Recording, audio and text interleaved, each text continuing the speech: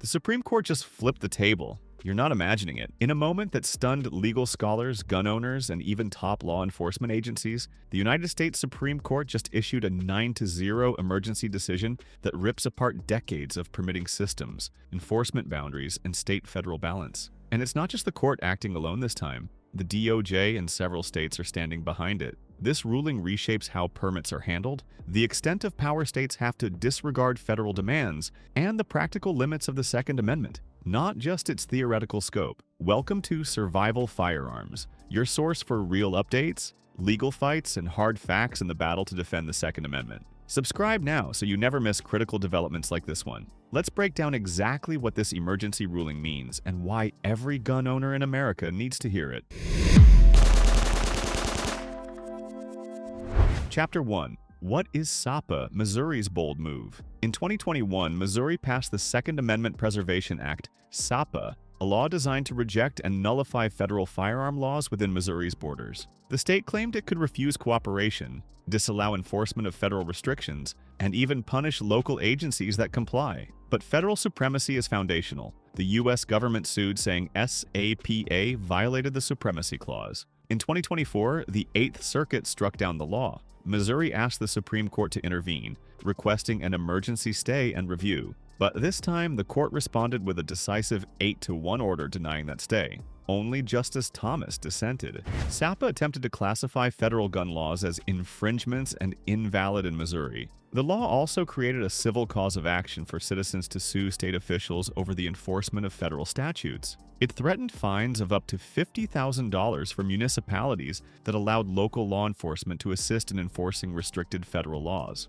Courts held that invalidating federal laws by state decree breaks the constitutional design, so SAPA's core provisions were struck as unconstitutional. Missouri's legal gamble was bold, but when a state claims power to override federal law entirely, you replace politics with constitutional conflict, and the Constitution rarely loses. Chapter 2. The Supreme Court's Emergency Response. When Missouri appealed its case to the highest court, many expected the court to pause enforcement while it reviewed. In emergency motions, granting a stay is common, especially in sweeping cases, but here they denied it 8-1. Only Thomas voted to stay. That means until final judgment is rendered, federal law continues unaffected in Missouri. SAPA remains blocked. This denial signals the justices aren't treating SAPA as a normal statute. They view it as a direct assault on the constitutional structure. It's a message. Bold state resistance without a constitutional foundation won't get a free pass. Emergency denials don't decide merits,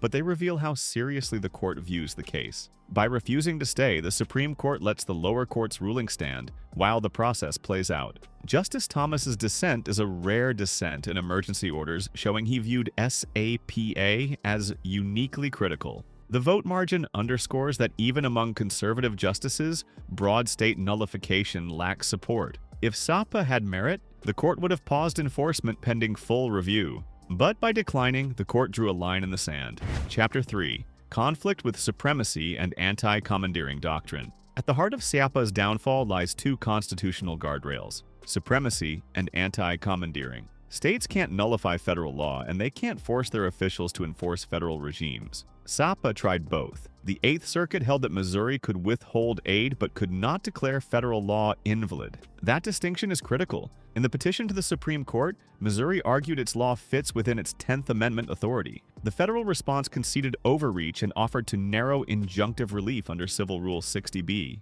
In short, a state may refuse to cooperate, but it cannot override the rule of law. SAPA's attempt to invalidate federal laws was structurally unconstitutional. The Eighth Circuit's severability analysis rejected that valid portions could survive without the unconstitutional core. The government's argument of narrowing shows even the DOJ doubts SAPA's breadth. Courts reaffirmed that policy conflicts must be resolved constitutionally, not by state veto. The result: you can opt out of assistance, but you cannot treat federal law as dead within your borders. Chapter 4. Consequences for other states. Missouri is not alone in dreaming of SAPA-like authority. Across the country, states have flirted with sanctuary or preservation statutes aimed at limiting federal enforcement. This Supreme Court moment serves as a precedent. States can legislate but not legislate federal law away. Many states will now pause or rethink their draft laws. Their constitutional experts are updating memos tonight. States like Idaho, Montana, Texas, and Florida are watching closely.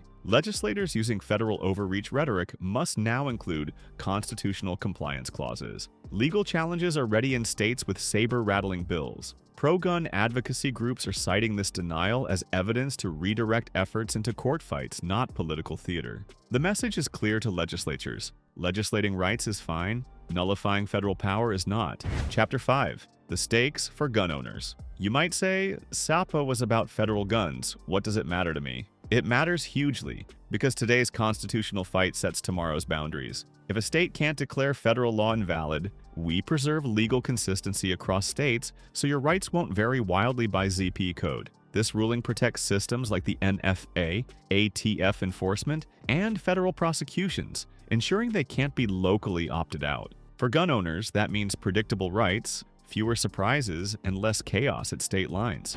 Bad statutes aim to create legal confusion and intimidation. This decision reinforces that rights cannot be silos. Federal and state authorities must align. It strengthens gun law uniformity. What's protected in D.C. should be protected in Missouri. It ensures that constitutional claims truly go to courts, not legislatures masquerading as constitutional courts. Your rights aren't fragile. They are meant to be defended, and this ruling reminded everyone that federal authority still matters for the sake of order and liberty. Chapter 6. Legal path forward. The Supreme Court's emergency denial doesn't end the case. It simply means SAPA is frozen while lower courts proceed. Missouri's lawyers now face the difficult task of proving SAPA is valid on its merits. Not just as a political gesture, the burden of proof is enormous. Any win for Missouri would now require the court to overturn years of precedent. That's unlikely and risky. The case now returns to the 8th Circuit for further review. Missouri can still petition for full certiorari, but the odds of acceptance are low. Federal courts are unlikely to revisit the Supremacy framework without overwhelming cause.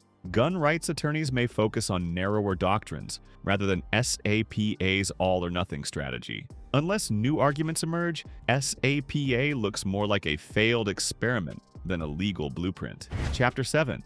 DOJ's Coordinated Response. Behind the scenes, the Department of Justice has been preparing for this. SAPA was never just about Missouri. It was viewed as a possible contagion, a way for states to sidestep federal rules through legal performance. By opposing SAPA in court, the DOJ was sending a wider warning. The denial from the Supreme Court backed that position. This wasn't just a legal defense, it was a national signal. The DOJ's argument emphasized national uniformity in gun laws. Officials warned that SAPA could inspire other states to block federal efforts. The department highlighted SAPA as a dangerous test of state nullification. The government's narrow Rule 60B offer signaled strategic control rather than overreach. The message was clear. Resistance is fine, but rebellion against constitutional supremacy will be challenged head-on. Chapter 8. Local police in the crosshairs. One of SAPA's most controversial features was the targeting of local law enforcement. Missouri empowered citizens to sue police who helped federal agents. That shook departments across the state. Law enforcement faced impossible choices: uphold their oath to the Constitution or follow a state law later ruled illegal. Morale dropped. Lawsuits loomed. Officers walked away from joint task forces. SAPA exposed local agencies to up to $50,000 in penalties. Departments began pulling out of federal task forces like ATF strike teams. Officers faced lawsuits simply for sharing crime data with federal partners. Police chiefs across Missouri warned of increased gang and trafficking activity due to a lack of coordination. The Supreme Court's rejection restored balance. It protected police from being punished for simply doing their job. Chapter 9. Future of State Firearms Legislation. This ruling doesn't ban all state-level firearm laws, but it draws a line around how far states can go.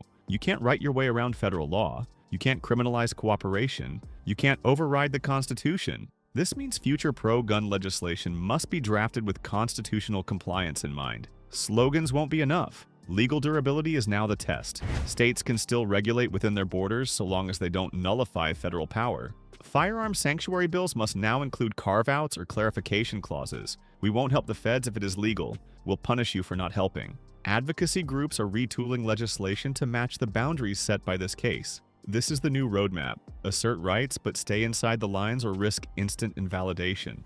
Chapter 10. What gun owners should watch now. The fight over SAPA may be winding down, but the implications are not. Every gun owner in America should pay attention to how this case is referenced in upcoming legal challenges. From state bans to ATF rule fights, SAPA's failure tells courts and lawmakers where the red lines are. Expect future Second Amendment litigation to cite this ruling as either a warning or a lesson. Watch how this affects the ATF's pistol brace and background check cases. Stay informed on new state bills. Many will be scaled back after this decision. Monitor local elections. Judges and AGs are rethinking their stance on state-federal conflicts. Expect more emphasis on individual rights cases over sweeping nullification battles. This isn't the end of the war, but it is the end of one failed tactic. From here, the Second Amendment fight moves back to familiar ground courts, not slogans. There's a reason this ruling matters far beyond Missouri. It's about the limits of power, the structure of law, and the future of gun rights in America. One Supreme Court denial just reshaped the battlefield. Every gun owner from coast to coast needs to understand what just happened. No more gimmicks, no more games. The fight for the Second Amendment now depends on strategy, not symbolism. If you care about your rights, stay informed. The rules have changed, and they're not done changing yet. This is Survival Firearms. Subscribe for truth, not theater, because in times like these, knowledge is the ultimate protection.